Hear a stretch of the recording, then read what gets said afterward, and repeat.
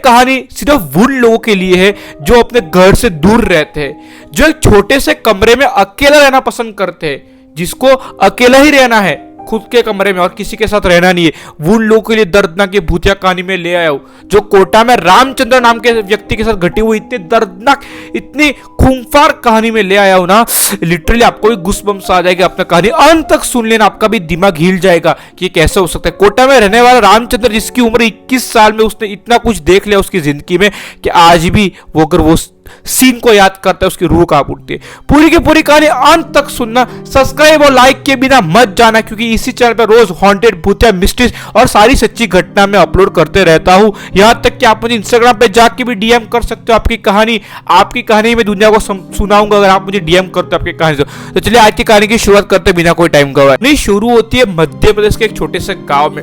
मध्य प्रदेश में एक छोटे से गांव में रामचंद्र नाम का एक लड़का रहता था, जिसका बचपन से यह सपना था कि जब मैं बड़ा हो जाऊंगा ना तो एक बहुत बड़ा अफसर बनूंगा, मैं कोटा पढ़ने जाऊंगा और खुद का छोटा सा कमरा लूंगा और उसमें अकेले में रात दिन मेहनत करूंगा।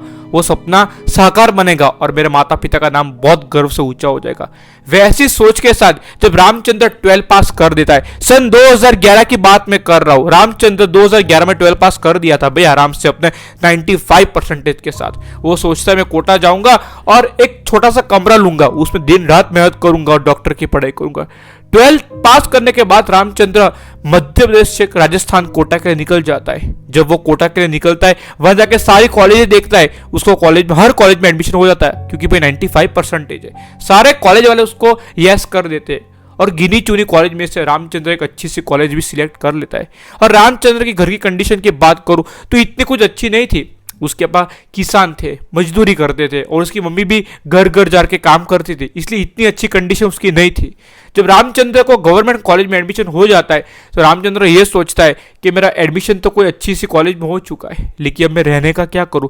यह तो सारी हॉस्टल फुल है भाई, सारी हॉस्टल फुल हो चुकी है। पता नहीं मेरा डिले कैसे हो गया, सारी हॉस्टल फुल हो चुकी है, एक भी हॉस्टल खाली नहीं है। अब मैं रहने का इंतजाम क्या करूं? इसी टेंशन में रामचंद्र पूरे सिटी में घूमता है कोटा की, पूछता है गली गली जाके कहीं रहने का इंतजाम हो सकता है क्या, रहने का इंतजाम हो सकता है क्या। उतनी थोड़ी देर में रामचंद्र को जो सामने बैठा हुआ एक आदमी, बुढ़ा सा आदमी था, इसकी उम्र लगभग 50-60 साल रही होगी, वो लाइब्रेरी गया हुआ था। तो 50-60 साल का आदमी बोलता है एक आप काम कीजिए बेटा, यहाँ से थोड़ी दूर ये एड्रेस है, वहां पे चाल सिस्टम है। चाल सिस्टम मतलब 3-3 घर बने हुए होते, एक गली में 3-3 घर होते हैं, बहुत ही कम किराए में आपको एक छोटा सा कमरा मिल जाएगा, आपका गुजारा हो जाएगा। रामचंद्र सोचता है कि भाई ठीक है, और थोड़ी देर में रामचंद्र ऑटो रिक्शा पकड़ के वो चाल में पहुंच जाता है। वो चाल देखता है, बढ़िया से भाई बहुत बढ़िया चाल है, अच्छी चाल है। यहाँ पे 3-3 के कमरे, मतलब कि एक एक गली में सिर्फ 3-3 के कमरे थे। ये गांव का आखिरी था, मतलब राजस्थान का आखिरी जो बोलते हैं ना, उसके बाद फॉरेस्ट लग जाता है, आखिरी घर थे पूरे गांव के। बोलता है ये चाल सही है यार, इसके बाद तो जंगल ही जंगल है, सुनसान पड़ा हुआ है, पढ़ाई भी आराम से होगी। और वहां पे डिपॉजिट वगैरह करके बहुत ही कम किराए में रहना शुरू कर देता है। अब इसको जो चाल सिस्टम जो था ना, वो कैसा था कि पहले घर में एक डॉक्टर पढ़ाई करता था, दूसरा खाली था, और तीसरा रामचंद्र का खुद का घर था, और चौथा भी घर खाली था। मतलब 4 घर थे टोटल, उसमें 2 तो खाली ही पड़े थे। सिर्फ पहले डॉक्टर पढ़ाई करता था और तीसरा रामचंद्र पढ़ने आए थे डॉक्टर की पढ़ाई। दोनों की दोस्ती हो जाती है। समय के साथ साथ दूसरे दो जो चाल थी ना, उसके अंदर भी लोग रहने आ जाते हैं। दोनों ही पुलिस की तैयारी करते हैं। मतलब चाल नंबर 2 में एक पुलिस वाला आता है जो कि पुलिस की स्टडी करने आया था, और चाल नंबर 4 मतलब कि 4 में भी एक पुलिस वाला आ जाता है। पूरी ऐसे कॉलोनी भर जाती है, 4 झूपड़े टाइप, मतलब कच्चे मकान जैसा एक चाल थी। तो चारों चार की मतलब बढ़िया से दोस्ती का पूरा चाल ऐसे बढ़ चुका था। समय के साथ साथ रामचंद्र जी की दोस्ती ये 2 पुलिस वालों के साथ भी हो चुकी थी, और जो पहले बंगले में यानी कि ध्रुव भैया करके एक भैया रहते थे, उसके साथ भी दोस्ती हो चुकी थी। ध्रुव भैया और रामचंद्र की दोस्ती तो गहरी हो चुकी थी भाई, दोनों MBBS की तैयारी कर रहे, डॉक्टर की तैयारी कर रहे, क्यों ना हो, बहुत अच्छी खासी दोस्ती बन चुकी थी।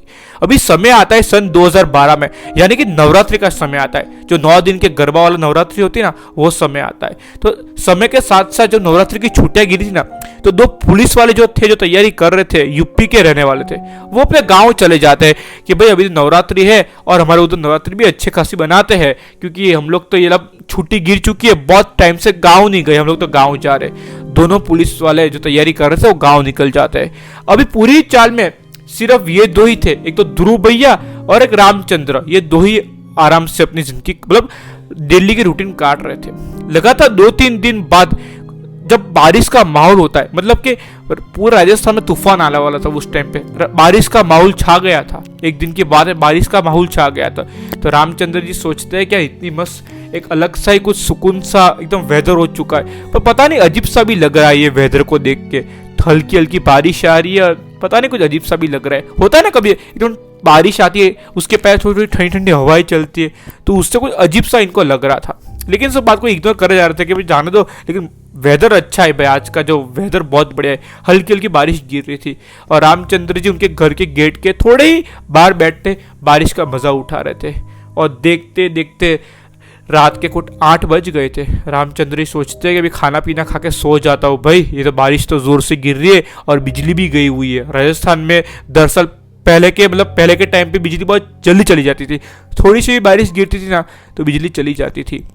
तो रामचंद्र जी सोचते हैं कि बस अब बढ़िया से अपने रूम में जाता हूँ और सो जाता हूँ खाना पीना खा के। खाना पीना बनाते हैं और अपने कमरे में जाके सो जाते हैं। रात के 10 बजे उनकी आंख लग चुकी थी रामचंद्र की, और सोते सोते पता नहीं कभी 12 बज गए कि उनको उनके जो मेन गेट था ना, उनके जो घर का जो रूम बोलूंगा मैं, जो रूम का मेन गेट था ना, उसमें ठोकने की आवाज आती है। ठक ठक ठक टक टक नॉक करने की किसी की आवाज आती है। रामचंद्र जी सोचते कि शायद से पहले जो फर्स्ट रूम में रह रहे ध्रुव भैया आए होंगे, कुछ काम होगा। बारिश तो बहुत गिरे जा रही है भाई, लगातार बिजलियां कड़क रही है। उतरते और देखते कि कौन आया हुआ है।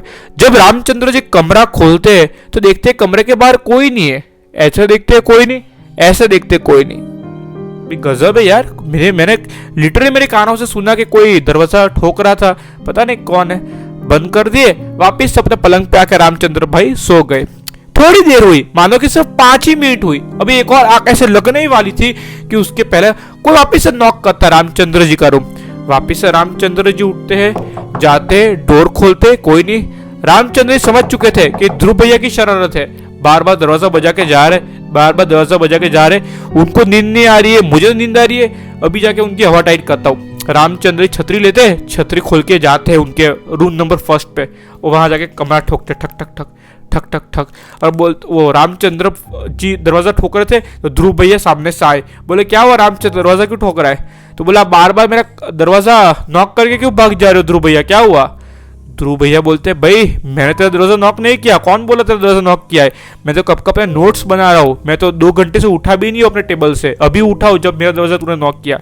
रामचंद्र जी बोलते हैं क्या मजाक कर रहे हो ध्रुव भैया, 2-3 बार मेरे घर का कोई, मेरे रूम का कोई दरवाजा बजा के चला गया।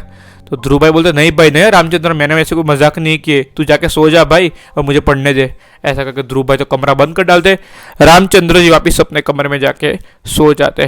रामचंद्र जी नींद तो ऐसी उड़ गई थी भाई कि दरवाजा ठोक के कौन जा रहा है, और मुश्किल से थोड़ी नींद लगती है और थोड़ी सी गहराई नींद में चले जाते हैं। रात के करीबन यही 3 बजे हो गए, जोर से बिजली कड़कती है और इनकी नींद खुलती है। रामचंद्र जी की एकदम जोर से बिजली, इतनी जोर से कड़की थी ना कि जैसे कि कोई भूकंप सा आ गया, एकदम जोर से कड़कती इनकी नींद खुलती है। जैसे इनकी नींद खुलती है ना, इनको कान में आवाज आती है कि उनके घर के ऊपर छत जो बनी हुई है रूम के ऊपर, उस पर कोई दौड़ रहा है, जोर जोर से दौड़ रहा है। वो ऐसे देखे जाए रामचंद्र जी कि भाई मेरे कमरे के ऊपर लिटरली कौन दौड़ रहा है, ऐसे दौड़ रहा है, इनको फील हो रहा है कोई दौड़ रहा है जोर जोर से, मतलब घुंघरू पहन के या फिर कुछ तो पहन के दौड़ रहा है, जोर जोर से दौड़ रहा है, लगातार दौड़े जा रहा है। और जैसे वो उठने की कोशिश कर रहे हैं, उनके पलंग से वो उठ ही नहीं पा रहे, उनकी बॉडी मानो एकदम फ्रीज हो चुकी है, उठने की कोशिश कर रहे, उठ ही नहीं पा रहे। और थोड़ी देर में उनके आंखों के आगे कुछ ना कुछ उनको दिखाई देता है, सफेद सफेद सा दिखाई देता है, जो कुछ कहना चाहता हो। लेकिन रामचंद्र जी को समझ में नहीं आ रहा था, विदिन अ सेकंड को पैरालाइज हो गई थी उनकी बॉडी, उनको समझ में नहीं आ रहा था क्या बोलना चाह रहा है। सफेद कपड़ा पहना हुआ आदमी कुछ तो बोले जा रहा था अलग ही भाषा में, लेकिन रामचंद्र जी ये बात समझ नहीं पा रहे थे। लगातार 15-20 मिनट के बाद वो कोशिश करके उठते हैं और जोर से भागते अपने रूम के बाहर और ध्रुव भैया को दरवाजा ठोकते हैं। ध्रुव भैया भी गहरी नींद में चले गए थे। ठोकते ठोकते ध्रुव भैया उठते, बोल क्या हुआ रामचंद्र, तू रात से मेरे को डिस्टर्ब कर रहा है, क्या बात हो गई? रामचंद्र जी बोलता है कि मैं आपके कमरे में सो सकता हूँ क्या, मेरी तबीयत अच्छी नहीं लग रही है। ध्रुव बोलता है कि ठीक है भाई नीचे सो जाओ, क्योंकि ऊपर तो मतलब एक ही बेड है, नीचे सो जाओ। वो खटिया भी टूटी पड़ी है, तुमको नीचे सोना पड़ेगा रामचंद्र। रामचंद्र बोलता है ठीक है मैं नीचे सो जाऊंगा, कोई दिक्कत की बात नहीं है। और बढ़िया से रामचंद्र नीचे सो गए। सुबह होते होते जब ध्रुव ने उठाया रामचंद्र को, तो रामचंद्र की बॉडी एकदम मानो गर्म हो चुकी थी, बुखार से लिटरली कांप रहा था रामचंद्र, बहुत ऐसे जो होता है ना वैसे हो रहा था।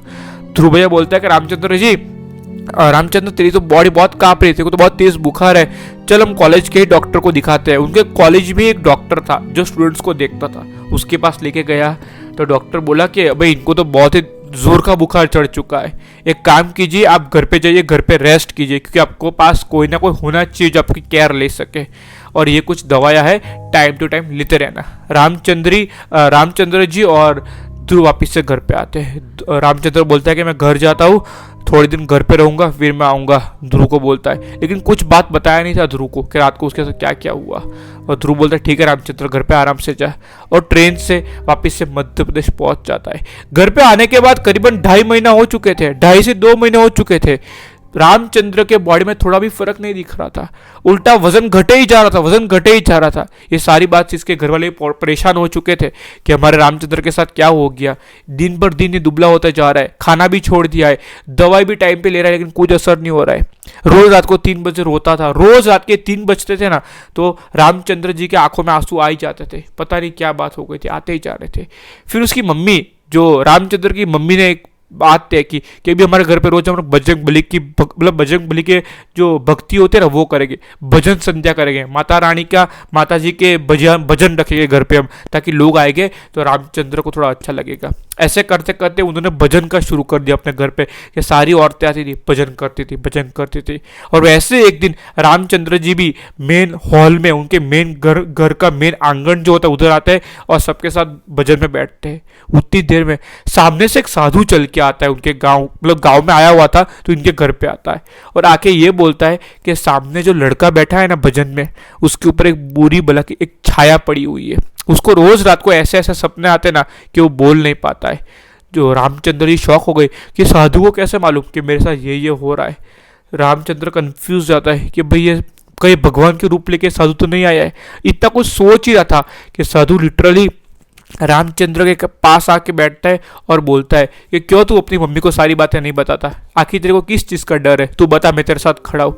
तो रामचंद्र अपनी मम्मी को ये बोलता है कि जब भी रात को 3 बजे मेरे को नींद उड़ती है ना, मेरी नींद इसलिए उड़ती है क्योंकि मेरे को सपने में कोई एक आदमी आता है जो कि लिटरली सफ़ेद कपड़ा पहना हुआ है, बहुत लंबा चौड़ा आदमी है, और मेरे को बोलता है कि तेरे को मैं मेरे साथ ले जाऊँगा, तूने बहुत बड़ी गलती कर दी है, पर मुझे पता ही नहीं कि मैंने क्या गलती करी है। और रोज़ मेरा गला पकड़ता है आके, ताकि मेरी सांस रुक जाती है, और जैसे मैं उठता हूँ गला छूट जाता है। और ऐसा मेरे साथ जब से मैं उधर कोटा पढ़ने गया हूँ ना, वो रूम में गया हूँ ना, तब से मेरे साथ हो रहा है। पूरी की पूरी बात बताता है। उसकी मम्मी भी शौक हो जाती है, पूरे बैठे हुए पूरे जो औरतें थी भजन में आई थी वो भी शौक हो जाती है।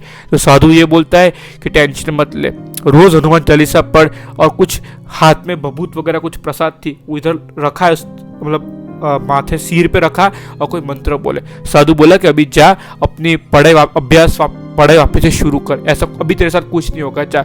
ऐसा बोल के साधु वहां से निकल जाता है और बिना कुछ बात और करे। और 2-3 हफ्ते के बाद धीरे धीरे रामचंद्र की तबीयत में सुधार आना शुरू हुआ, थोड़ा वजन बढ़ा, थोड़ा उसको दिमाग चलना शुरू हुआ, थोड़ा मतलब वो डर थी वो भी उड़ गई थी। रोज हनुमान चालीसा का पाठ भी करता था, और प्रसाद जो था वो भी खाते जा रहा था हनुमान जी का नाम ले लेके। कुछ 2 रोटी खाया, कभी 3 रोटी खाया, ऐसे उसका खुराक भी अच्छा होता गया। फिर एक दिन आता है कि रामचंद्र बोलता है कि हमें वापस कोटा जाना पड़ेगा, मेरे बहुत ही पढ़ाई में नुकसान हो चुका है, और कोटा के लिए निकल जाता है। वहाँ जाके वो सारे दोस्तों को अपनी कहानी सुनाता है, जो भी वो चौल में रह रहे थे ना, 3-4 जो भी रूम थे ना, सबको कहानी सुनाता है। और सब लोग आ चुके थे छुट्टी बना के, सबको कहानी सुनाता है। ध्रुव भैया, 2 पुलिस वाले, सबको कहानी सुनाता है। सब लोग इसकी बात पे यकीन करते हैं। यहाँ तक कि ध्रुव भैया ने क्या बोला था मालूम है, कि जब मेरा एक दोस्त यहाँ पे रहना आया था ना चौल में, उसके साथ भी यही हुआ था। हमारी चौल में कुछ ना कुछ तो नेगेटिव एंटिटी है।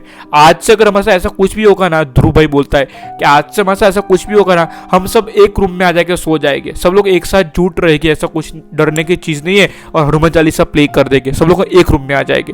जो 2 पुलिस वाले जो बनने आए थे ना, वो भी बोलते कि हाँ भैया हाँ राजकुमार भैया, अगर आपके रामचंद्र भैया आपके साथ भी कुछ भी होगा ना तो हमको बताएगा, हम आपके साथ है। और सब लोग एक ही रूम में फिर रहना शुरू कर दिए थे, धीरे धीरे एक ही रूम में सब लोग मतलब रहते, मतलब कि रात एक ही रूम में काटते थे। और इस पूरी की पूरी घटना को आज 11-12 साल हो गए।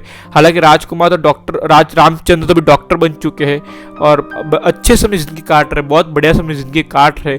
और उनका जो बेटा है उन्होंने हमको इंस्टाग्राम पे पूरी की पूरी स्टोरी भेजी है, तो मैंने कहानी सुनी तो मुझे तो कहानी मतलब थोड़ी इंटरेस्टिंग भी लगी और थोड़ी मतलब गूसबम्प वाली भी लगी। तो मैंने सोचा कि आपको भी कहानी सुनाता हूँ, तो कहानी देख लिए तो बहुत बहुत धन्यवाद। आप भी मुझे इंस्टाग्राम पर कहानी भेज सकते हो जो कि मैं पूरी दुनिया को सुना सकूँ आपकी कहानी। और बस कहानी देख लियो, बहुत बहुत धन्यवाद। पूरा वीडियो देख लिया हो तो भी बहुत बहुत धन्यवाद। और फ्लो में अगर कोई वर्ड्स बहुत फास्ट निकल जा रहे ना तो आप मुझे कमेंट में बता सकते हो कि आपको समझ में आ रहे मेरे वर्ड्स के नहीं आ रहे। धन्यवाद।